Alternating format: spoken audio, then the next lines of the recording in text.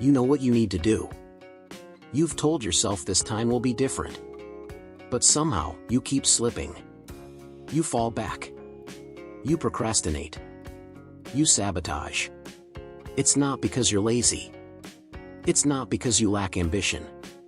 It's because your brain, yes, your brain, is wired to resist discipline.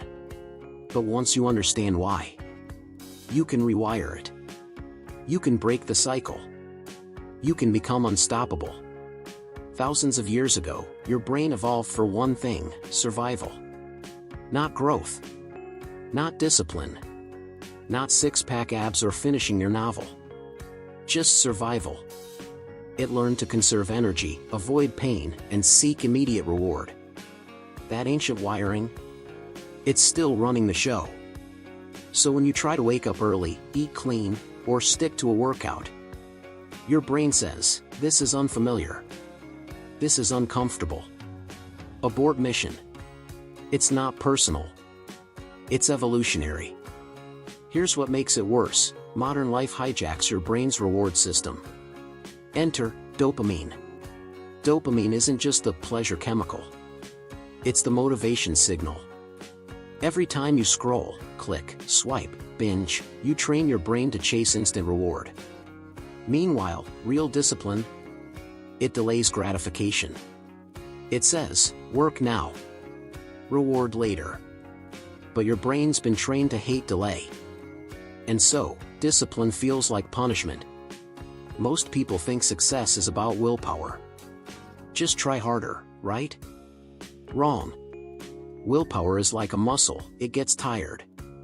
Studies show we only have so much decision-making energy per day. That's why you wake up determined, but crash by 3 p.m. and binge Netflix. Discipline isn't about white-knuckling every task. It's about building systems that remove the need for willpower. Disciplined people aren't special. They just understand how the brain works. And they trick it into obedience. Want to write more? Delete distractions. Use focus timers. Want to eat clean? Keep junk out of the house. Want to work out?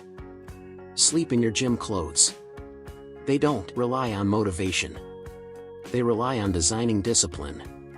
The fewer choices you give your brain, the more likely it will comply. The Stoics knew this centuries ago. They didn't waste time fighting feelings. They accepted discomfort as part of growth.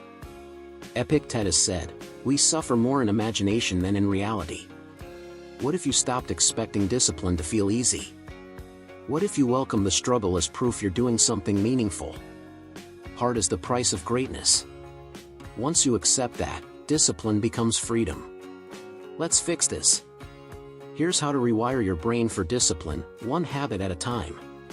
Create friction for bad habits. Make the wrong path hard to access.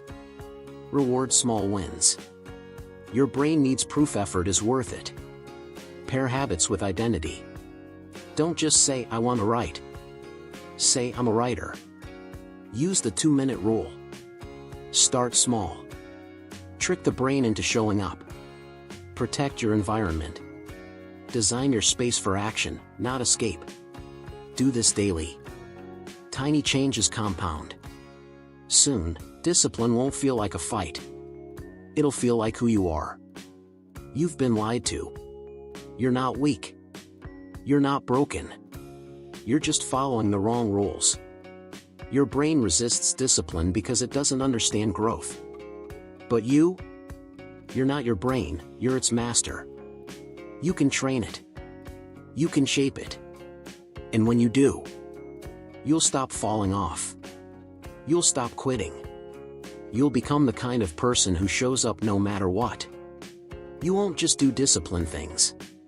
You'll be disciplined. And that changes everything. Like this video? Comment, "I train my brain daily." Subscribe for more psychology-backed motivation every week.